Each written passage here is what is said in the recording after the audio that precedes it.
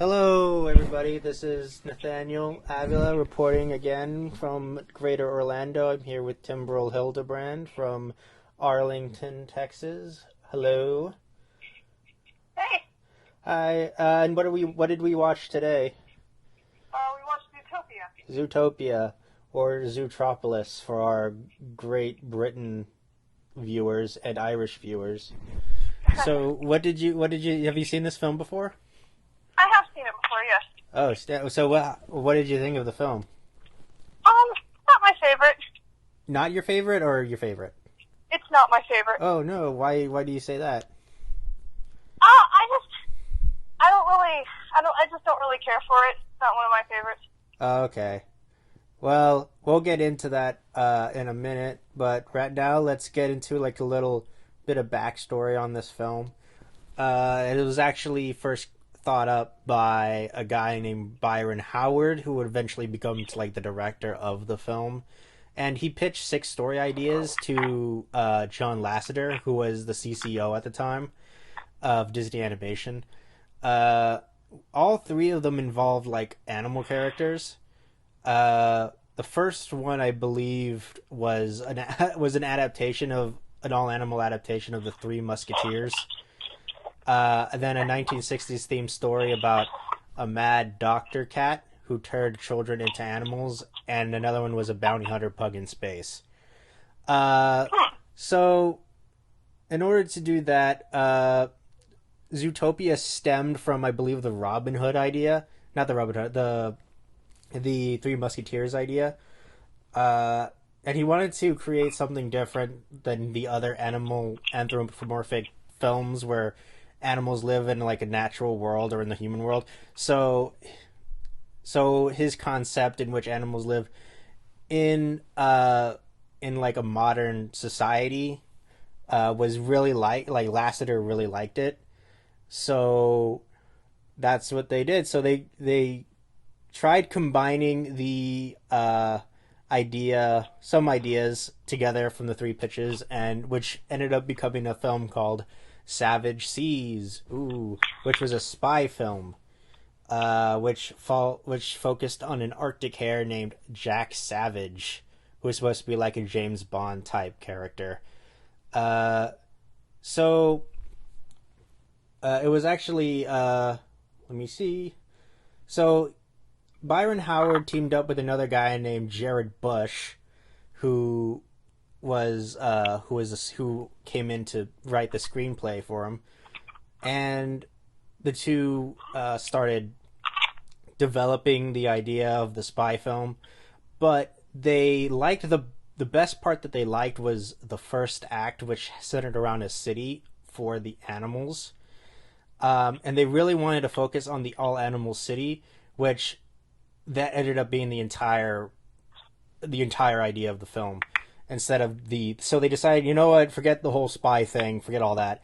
It's going to take place in modern day around this city. It's going to take place all in the city, and it's going to be about a policeman. And in this version, the original version, it was going to be Nick Wilde, who was the main character, and Judy Hopps was the sidekick. And that's what they really wanted to do it. But then they decided in 2014 that the plot would be more engaging if the roles were reversed, with Judy Hopps as the main character and Wilde as the sidekick. So they decided to do that. So that's when the idea of Zootopia came around. Cool. Yep. Yeah. So let's get this one bit out of the about the film synopsis. So it's basically about Judy Hopps, who is played by Jennifer Goodwin, who is like the first rabbit to become a part of the Zootopia police department, and she tries to get into like this world where she's like her against the world and all that kind of stuff, until she gets this opportunity to find a missing persons case of this otter, where she has to team up with this con artist who is a fox, who is played by Jason Bateman. And together they try to solve the mystery of the missing person, and they go on wacky adventures. So I gotta ask this one important question of the film: do you think the film is about racism? I mean, I'm guessing that's what it's about. Really? Because if that, I don't know. Because I hear that a lot. I know I think they want us to believe that it is about it, but it's kind of hard to believe that because, I know in the beginning, because I know that the prey is said to be the majority of the population. There's supposed to be 90% prey and then 10% predator. That was the statistics that was given. So, is it about? Because I know then when it was said that the predators were the ones going, like, I guess, savage and whatever, everybody in the city was like kind of being kind of prejudiced towards them, giving out like some kind of like strange like microaggressions, and even Hobbs was kind of racially profiling Nick in the beginning when she first sees him. And but then again, there were some other instances like a predator is the mayor, and the sheep assistant mayor was kind of like set to the side, and she was said it was because she was only insisted because the mayor wanted the sheep vote, which sounded like a thing that only marginalized people go through. I don't know. And also there was this whole discrimination with Hops and the rest of the Zootopia police department, where she was kind of like put down. So is it about that? But it's not really so much that, but she was just small and everyone else was big. So, well, what in the world? You what? So, yeah, that's that. So I think like their metaphors are kind of all over the place. Yeah, that's one of the issues I have with the film. Really? Could you explain? It's not consistent at all. Really? Like, give me an example of the inconsistency. Well, I mean, like what you just said right there, it's like, what statement are they trying to make? And firstly, I don't really like it when movies sacrifice story just to make a political agenda, and that's kind of what this movie feels like. Like, it was made solely to make a political statement, and I feel like you lose some of the natural flow of a story when you're constantly trying to, like, throw in after-school specials while it's going on. Oh, yeah, absolutely. Because, like, I know that in a lot of the other films that we talked about, it was like, oh, it's just a cartoon. We don't have to think about it that much. But I think this particular film, they want us to think that much into it. So they're constantly bringing attention to these kind of issues within the film. Yeah. Yeah. So, like, what did you think about the relationship between Nick and Judy, Hobbs and Wilde? I didn't have any problem with that relationship. I thought it was pretty interesting. I thought it was a cool dynamic. They were funny enough. Love Jason Bateman, so he was fun. I didn't really have a problem with that. They seemed like an interesting duo. I mean, you know, you got the person who's part of the law teaming up with someone who's always going against the law. So, I mean, it's a little cliche, but I mean, people use it all the time. So tropes are tropes for a reason. They work. Oh yeah, I would call that. It sounds more. I think it's more of a convention than a cliche, because it's like one of those things where it has to. That's one of the things that is just part of the genre, and that's all right. Yeah. So, like, what did you think about like the scenes where Judy would just racially profile Nick as like, oh no, he's a fox, therefore he must be bad? Well, the thing is, this is just again with the lack of consistency with the movie. It's like the whole point that they're trying to make is that you shouldn't. I guess the idea that they were trying to make was that you shouldn't like assume things about people just because of what they look like. I'm assuming that's what they were getting at. But in regard to the movie, they still play into all of the tropes, within the movie that they're trying to say are wrong as stereotypes. Like they're accentuating the stereotypes. Like they make this huge deal about how, oh, you shouldn't judge predators because of what they look like. Yet at the same time, they have that huge scene about sloths all being slow, and they are slow. They're depicted as slow. So the movie isn't very consistent in regards to like what moral they're trying to support necessarily, because the very thing that they're trying to admonish, they use within the film itself. So it's not very consistent. Oh yeah, and let's go back to the whole scene where Judy goes into the police department, and the chief Bogo, who's played by Idris Elba, doesn't trust her to do anything because she's a rabbit. That's going again with the whole prejudice thing, but that really doesn't make any sense because I thought it was against the prey, but now we're going in against against the predators, and now we're going against the prey. But so is it like a big or small thing because she's small and everyone else is big? But I mean, I guess that's kind of minute, but and also maybe I thought it was maybe a sexism thing that they're trying to get at, but that doesn't make any sense because there was a woman elephant in the field that seems to be pretty well respected. So yeah, that didn't mean it's again where their message was kind of getting lost at me. Yeah. So what do you think about the various references that was in the film? Because I know that there was a lot of referential stuff in it.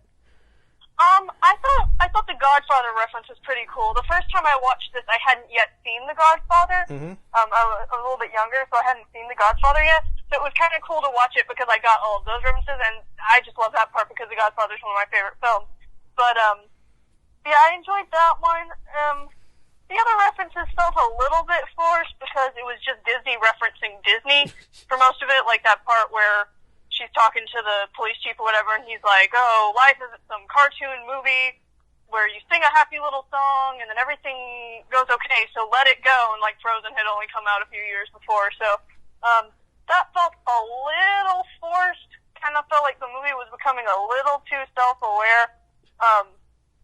But again, it was still kind of cool that they threw in some of the references. But yeah, the Godfather one is the only one that I really like. Yeah, that was my favorite one too. But the reason why I bring it up is because do you think that would work? Because I highly doubt that kids would have watched The Godfather. So how do you? I hope not. Yeah. Do you think that even though kids wouldn't get the reference, it's still enjoyable? I mean, I'm sure it's still enjoyable for kids. I mean, I enjoyed Incredibles when I was younger, and I didn't really get the deeper meanings or the references that. I'm trying to think of a better example. I can't really think of any, but I enjoyed movies that made more adult references before I knew what they were talking about. So I assume kids still a plucky animated flick. So they're still going to enjoy it even if they don't know what's happening. That's a little something for the parents. Yeah. There was also a Breaking Bad reference in it, too. Oh, I didn't see that. Did you catch it? Yeah, because I've never seen Breaking Bad. Oh, okay. Well, it was this one scene where a sheep was in a hazmat suit making those night howler flowers, and then they were like, yeah. Oh snap, we got Walter and Jesse are here. Oh snap, Walter and Jesse are the names of the characters in Breaking Bad. Oh, okay, I didn't catch that. I don't know anything about Breaking Bad, so I didn't know about that. Oh, that's all right. So, okay, and going back to the whole racial thing, it is actually revealed that Nick is actually kind of playing into the stereotypes of the sly fox, or the clever fox, the con artist fox. It's because of some kind of traumatic event in his childhood where he was like, you know what, if society believes that I am nothing but a sly con artist, then that's what I'll be. What's your opinion on that? I mean, I guess that makes enough sense because it kind of makes up for the fact that the movie itself has been playing into the stereotype thus far. But again, it feels a little bit like a stretch because still the whole time, his entire character arc was he is a sly fox. And again, all the other characters are playing into those very stereotypes as well. So Again, it doesn't seem super consistent, but I would say that makes a little bit more sense than other stuff they're doing in the movie. Yeah.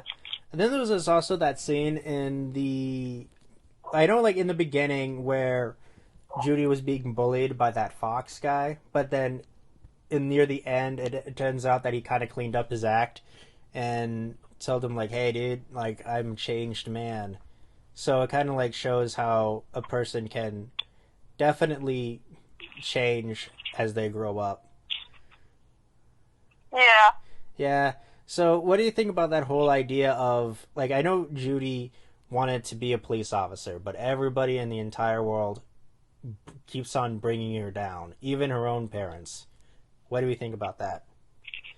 I mean, it seems like, it just seems like a kind of regular plot. You know, the whole world's telling you you can't do what you want to do, so you raise up to beat the odds. I mean, that's not an uncommon character arc. But for Judy, I guess it was more about her realizing that her dream wasn't quite what she expected it to be. Oh, yeah. And it kind of, like, reminds me of that whole idea of people going to Los Angeles to become an actress or an actor, and then it ends up not being, like, as you thought it was going to be. Yeah. Yeah, and then what do we think about the big reveal that the sheep, I forgot her name, was the main villain the whole time? The first time I watched it, I didn't see it coming, really. So that's because I wasn't really necessarily looking for it. So, I mean, I guess it was an effective reveal because they built her up as this sort of sympathetic character. Yeah, and because she was constantly being bullied by the mayor, Lionheart. Yeah. Yeah, and so do you think, like, her reasoning is justified? I mean, I guess you could see where she was coming from, but I don't know if she's, like, there are some villains in movies that you can kind of, like, see where they're coming from, like Magneto or something like that, where, you know, you see they're actually fighting for something that is okay on the surface, but the methods of getting there isn't right. I think with her, it seemed more of a domination thing, so I don't think her methods were particularly justified. If it was more about her trying to, quote-unquote, protect the prey, I suppose that might have been a little bit more justifiable, but since it was more just about her taking control, that's a little different. I would say it's not super justified. Yeah, I agree. So, like, so what do you think this film has to say about political corruption? Because I think that was a big deal in it, too. I mean, I don't think it's so much about political corruption. Again, this is one of the reasons I don't really like the film, because the whole thing is just one gigantic political statement instead of just worrying about telling a story and letting the themes speak for themselves. I think it's probably more about, like, intolerance within the country and stuff like that. So I don't think it's so much about political corruption, though they use that kind of as a ploy. But again, that's one of the reasons I don't feel like this movie is super effective, because it has so many things going on at once. You got, prejudice plus political corruption plus, all this stuff. It's all together. So I'd say it's more about the whole intolerance theme than political corruption. I think political corruption is just kind of like a sub-theme of that. Yeah, and it seems like, again, with the whole, like, it's about intolerance, but it doesn't say against who. It seems to me like it's against whoever benefits the best in the scene. Yeah. So I have no idea. So, and then it also kind of talks about a little bit about police brutality for a tad bit, like the police role within a city. I'm taking pictures. Okay. Sorry. It's all right. So, like, I guess it touches on that just a little bit. Yeah, because, like, when Judy was given the opportunity to become the face of the Zootopia police department, she got on a whole, like, tangent about how the police force is supposed to serve and protect and all that kind of stuff, and that she ended up just breaking everybody and just ended up becoming, like, a fearmonger amongst the people. Mm-hmm. Yeah, and it also talks about, like, media for a bit as well, because they constantly, like, cut to, like, media, like, news castings about various stuff and about like, oh no, the predators are gonna go insane. Just be Yeah. afraid. Am I right? Yeah, yeah. Again, like that kind of just plays into it's very. I guess it was intended to be allegorical, but I do think, yeah. So I do think that's supposed to like reflect real life, I suppose. Yeah. So, there was this whole thing. Do you think Nick should have forgave Judy with after her statements about the predators, about it being just like a biological thing? Well, yeah. I mean, I think forgiveness is a good theme to press in any context because forgiveness is one of the only ways we can heal relationships. So, yeah, I think it makes sense that he forgave her because, they were friends and he didn't want to sacrifice the friendship for one mistake that she made. Yeah, even if it was a pretty big mistake, but it's okay. So anything else about this film that really stuck out to you? I mean, I guess not really. Okay. Like, what did you think about the parents of the film? The parents? Mm-hmm. I actually liked them. They were funny. I mean, I get that they're not supposed to necessarily be... They're definitely more of a... They're not the best driving force, but they're kind of...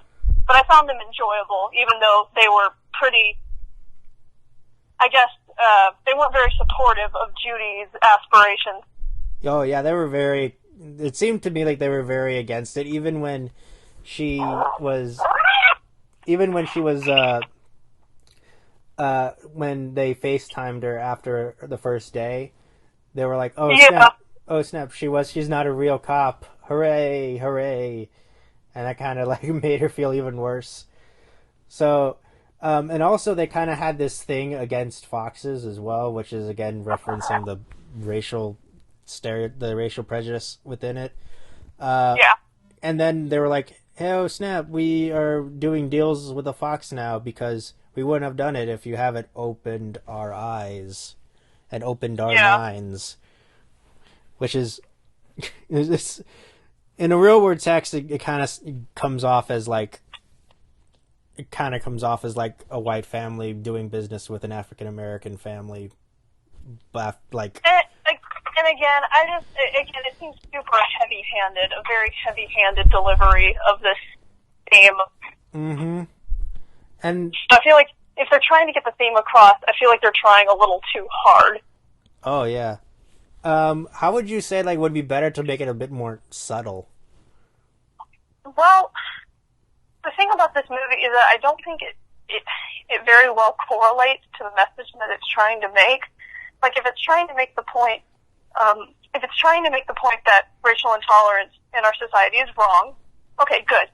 But the way they're going about doing it with animals, I don't think is the best way because animals and humans are not the same at all. Mm-hmm. Like, just because you're born a certain race doesn't mean you're more prone to act a certain way. That's not how it works.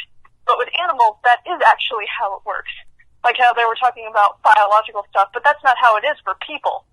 So I guess I get that they were trying to make that point that people assume people of a certain race or background act a certain way just because of the color of their skin and that's wrong, but they're using it with animals who aren't the same as humans. So I just don't feel like it's very effective.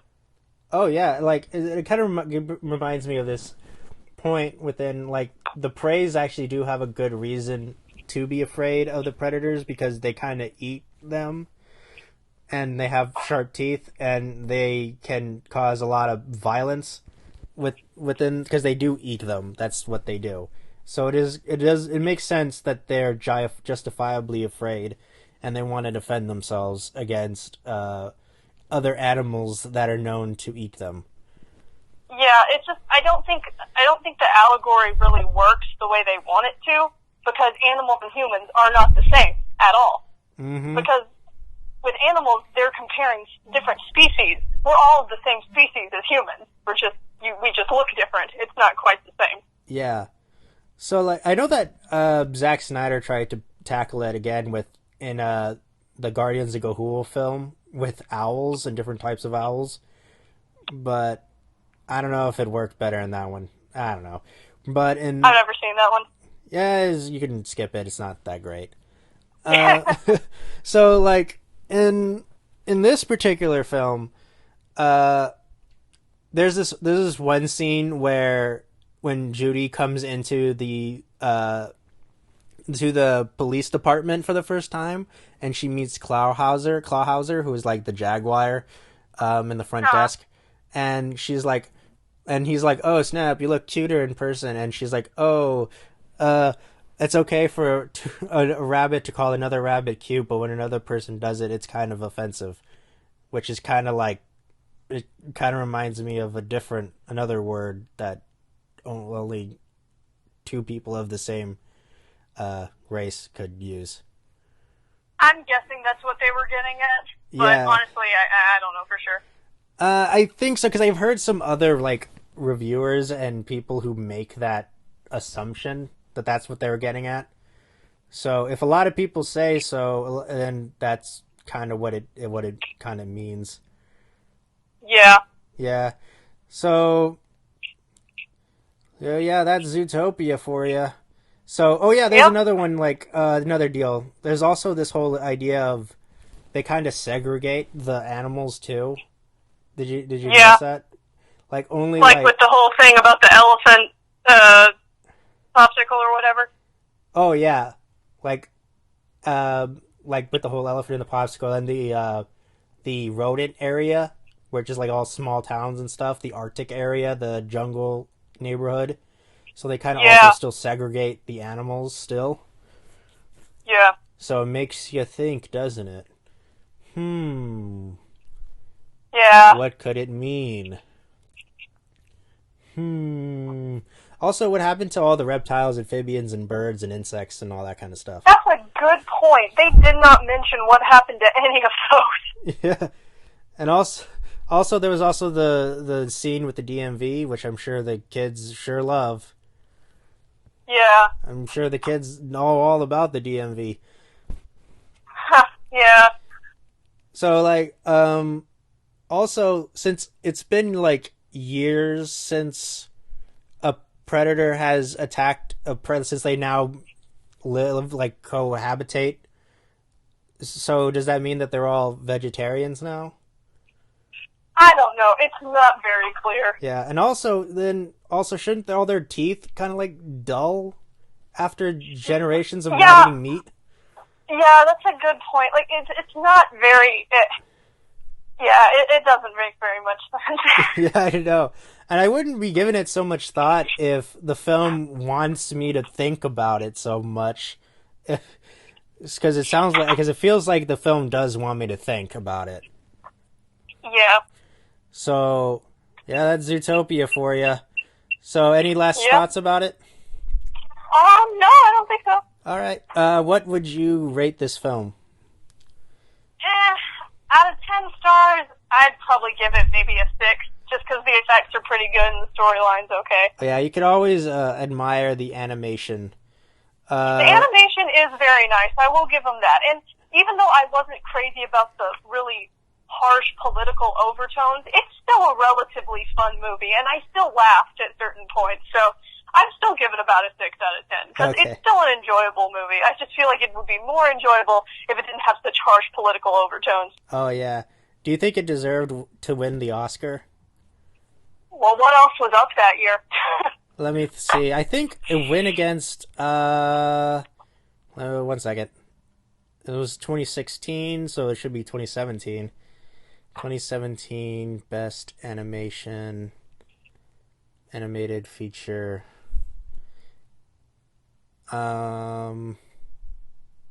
Let me see. Nominees. It went against Moana. Well, I wasn't super crazy about Moana either. I don't know if story-wise, I suppose it beats Moana. Effects-wise, I probably would have given Moana the Oscar. But again, there might have been other animated films that were more deserving. I just don't know them. Yeah, there's another one called My Life as a Zucchini, which is claymation. Oh, Then there was another one called The Red Turtle. And then there's Kubo and the Two Strings. Well, I didn't see the other ones other than Moana, so I guess I can't really speak to that. Okay. Well, in my humble opinion, I think Kubo and the Two Strings was probably the better one. Oh, I heard about that one, but I never saw it. Oh, you should check it out. It's pretty good. All right, so that's Zootopia. All right. Well, would you recommend this film at all? Not really. Okay, you can skip this one. And when watching the more recent films in the 2010s. Yeah. All right. So, bye. Bye.